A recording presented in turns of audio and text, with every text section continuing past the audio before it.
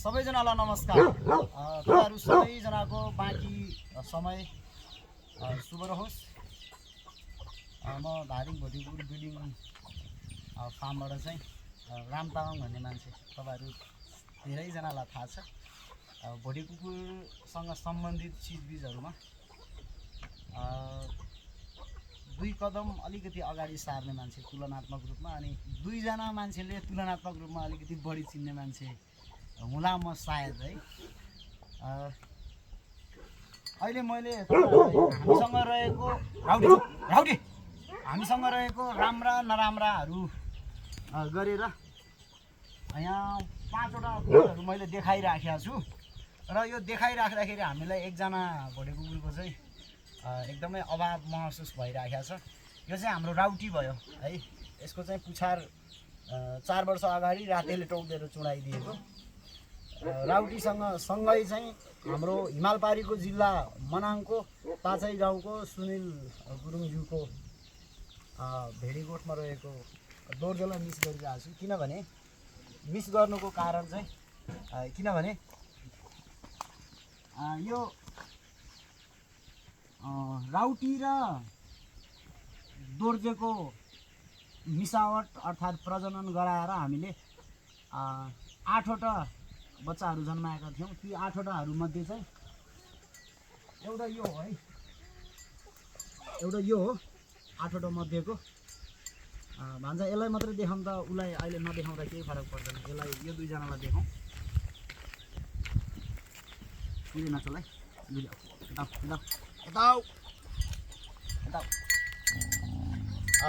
राउटी र दोर्जेको मिसावट गर्दाखेरि चाहिँ यिनीहरू 8वटा जन्मिएका थिए। 8वटा जन्माएकाहरू मध्येको एउटा चाहिँ यो। अब यिनी चाहिँ गुणस्तरको हिसाबले एकदमै सामान्य है। हामीसँग हुँदैन, सबै एकदमै अजङ्गको एकदमै सर्वगुणले भरिएको हुन्छन् भन्ने छैन। दोर्जे पनि लगभग धेरैजनाले टाइगर चुरे नेपाल उत्कृष्ट टाइगर भन्दा पनि दोर्जे मनपर्छ भन्ने फ्यानहरू पनि हुनुहुन्छ दोर्जेको। दोर्जे पनि ठिकठाकै खाले हो, राम्रै भन्न मिल्छ। तर त्यस्तो टाइगरहरू जस्तो चुरेहरू जस्तो अजङ्गको चाहिँ होइन। चुरे ओए चुरे चुरे। अनि दोर्जे र राउटी पनि सामान्य नै छिन् है। यिनी चाहिँ अब बुढी भएर खुम्चिएको अवस्था पनि हो। उसको उमेर चाहिँ धेरै पनि भइसकेको छ। उसको आवाज चाहिँ अझै पनि एकदमै दमदार छ।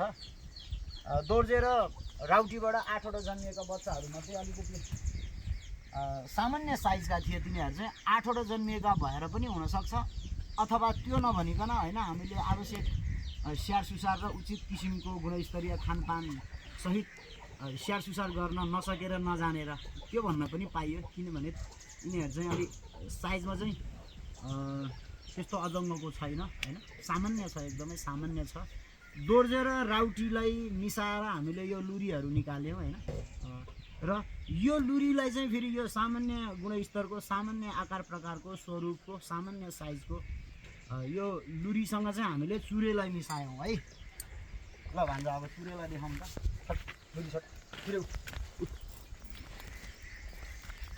ल चुरेलाई देखाउँ भान्जा। ल अब मैले दोर्जे र राउटीबाट उत्पादन भएको बच्चाहरूको कुरा गरिहालेँ। यो चाहिँ चुरे है। लगभग नेपाल उत्कृष्ट टाइगरसँग तुलना गर्न मिल्छ। यसलाई चाहिँ टाइगरलाई मात्रै सिङ्गल हेर्दाखेरि टाइगर ठुलो देख्छ, चुरेलाई मात्रै सिङ्गल हेर्दाखेरि चुरे ठुलो देख्छ। लगभग यिनीहरूको टाउकोको यो बनावट मात्र फरक हो। मजल पनि उस्तै छ। अझ भन्ने हो भने चुरेको भन्दा राम्रो मजल छ, के अरे टाइगरको भन्दा राम्रो मजल छ भन्न मिल्छ। तर नराम्रो चाहिँ छैन है। राम्रो चाहिँ एकदमै राम्रो छ, नराम्रो चाहिँ छैन। अब यो चुरे चाहिँ एकदमै अजङ्गको है। अघि नै मैले अजङ्गको नभएकाहरूको पनि कुरा गरेँ। चुरे चाहिँ एकदमै अजङ्गको, एकदमै मिलेको, एकदमै ठुलो, एकदमै पुरानो गुणस्तर पनि, उमेरको हिसाबले पनि एकदमै धेरै भइसकेको। तर अहिलेसम्म सकुशल हाम्रो साथमा चाहिँ हामी एकदमै भाग्यमानी महसुस गरेका छौँ आफूलाई। चुरे जस्तो अजङ्गको, मिलेको, राम्रो, लोपोन्मुख अवस्थामा पुगिसकेकाहरू मध्येको अपवादमा बचेको चुरे चाहिँ हामीसँग हुनुमा एकदमै गर्व महसुस गरेका छौँ हामीले। चुरेलाई र लुरीलाई मिसाउँदाखेरि चाहिँ भान्जा अब अलि यता योसँग डराउनु पर्दैन, उतासम्म आयो हुन्छ। अब यो दुईजना है त यता ल बादली यता बाटुली यता यता काइजुले फेरि हानिहाल्छ जोसुकैलाई बाटुली ल काइजु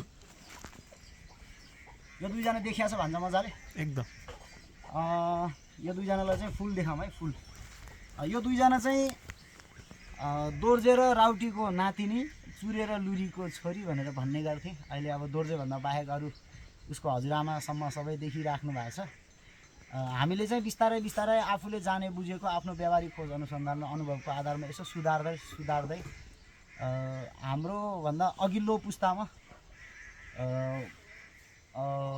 पाउने गरेका तर लोपोन्मुख अवस्थामा अहिले हामी जस्ता युवाहरूको पालासम्म आइपुग्दाखेरि लगभग लोपोन्मुख अवस्थामा पुगिसकेका एकदमै पुरानो गुणस्तरको भोटे कुकुरहरूलाई संरक्षण गर्दै त्यसको नस्ल सुधार गर्दै आउने क्रममा यतिको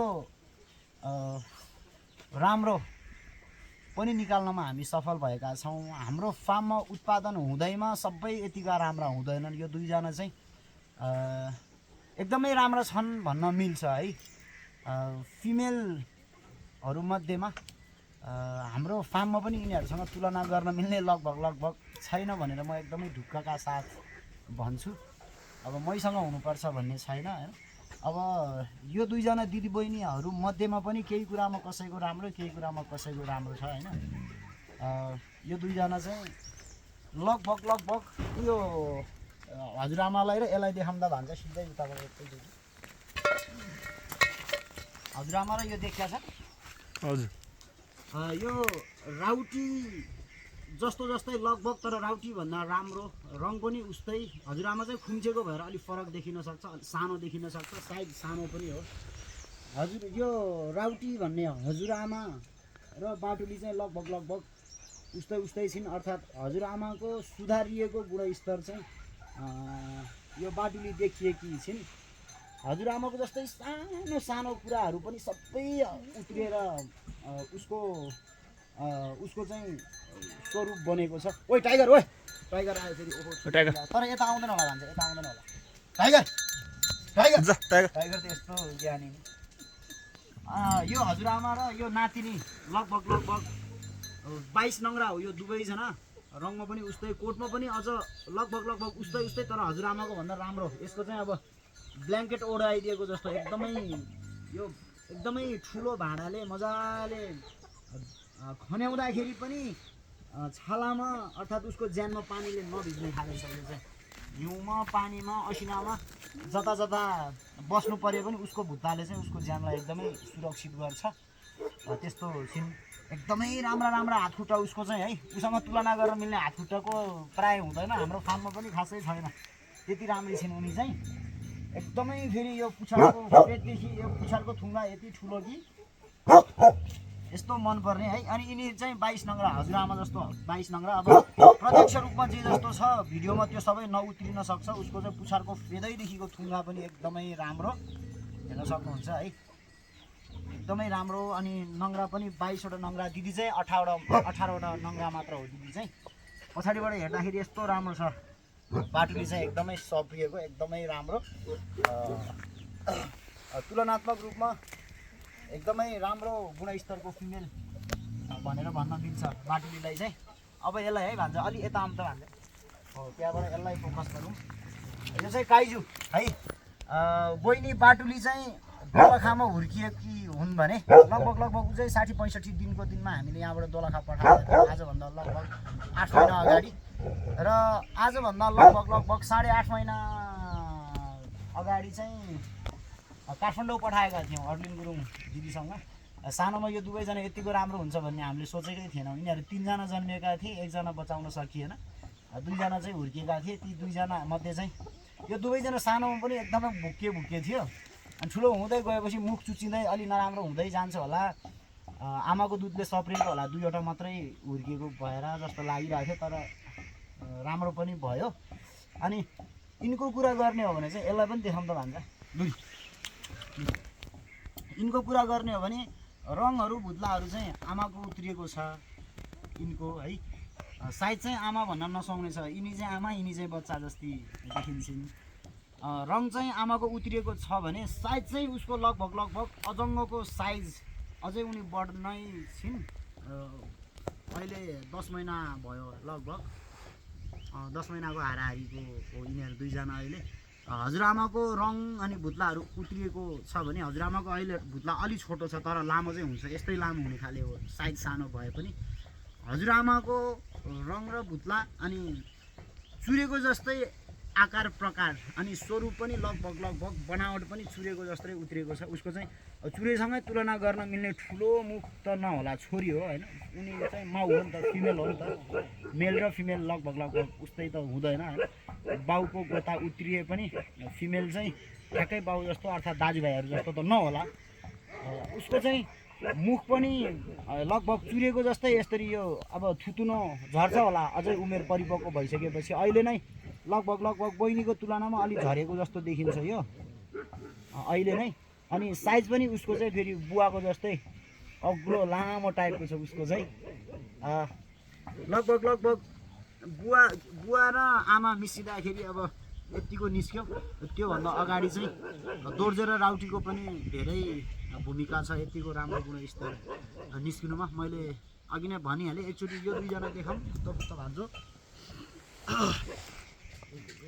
यो दुईजना देखिरहेछ, यो दुईजना हजुरआमा र नातिनी चाहिँ लगभग यो हातको पन्जामा सानो चारैवटा हात खुट्टाको पन्जामा सानो सेतो चिनो छ यिनीहरूको। त्यो चिनो पनि उत्रिएको छ हजुरआमाको, सबै कुरा उत्रिएको तर हजुरआमाभन्दा राम्री भएर निस्किएको।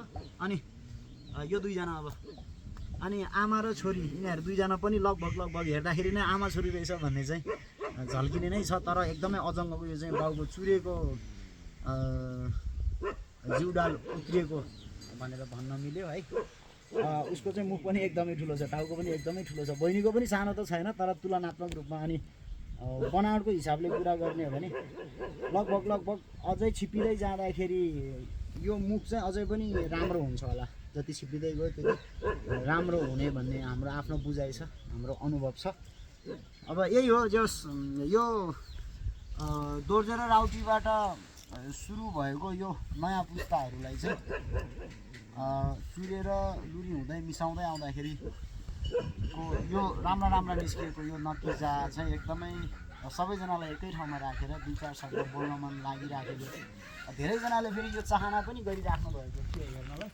हामीले त्यही भएर सानो यो कोसिस गरेका छौँ। यसो हामीले यो कोसिस गरे बापत जति पनि नेपालको लोपोन्मुख अवस्थामा पुगिसकेको रैथाने भोटे कुकुरलाई मन पराएर हामीले बनाएका भिडियो सामग्रीहरूलाई हामीप्रति विश्वास गरेर माया गर्नुहुन्छ।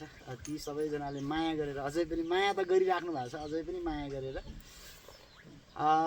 एक लाइक प्रतिक्रिया स्वरूप कमेन्ट बक्समा एउटा कमेन्ट, तपाईँको मनमा लागेको जिज्ञासालाई जस्ताको तस्तै एउटा कमेन्ट, अनि यसो सहयोग स्वरूप जे जस्तै भए पनि यो यसो चिरिच्याट बनेर हिँड्दाखेरि चाहिँ ठिकठाकै खाले हो भन्ने उमेरको हामी जस्ता युवाले आफ्नै स्वरूप जङ्गलको अब त्यो गिठा भ्याकुर खाएर हिँड्ने चिम्पाङ्जीको जस्तै भएर आफ्नो जवानी अवस्थाको समय चाहिँ नेपालको रैथाने भोटे कुकुरलाई सुम्पिराखेका छौँ भनेर यसो माया गर्ने हेतुले एक सेयर पनि गर्ने चेष्टा गरिदिनु होला भन्ने विनम्र अनुरोधका साथ सबैजनालाई यो भिडियो चाहिँ अन्तिमसम्म हेरिदिनु भएको लागि फेरि पनि धन्यवाद, एकदमै आभारी छु। सबैजनाको बाँकी समय फेरि पनि शुभ रहोस्। टाटा।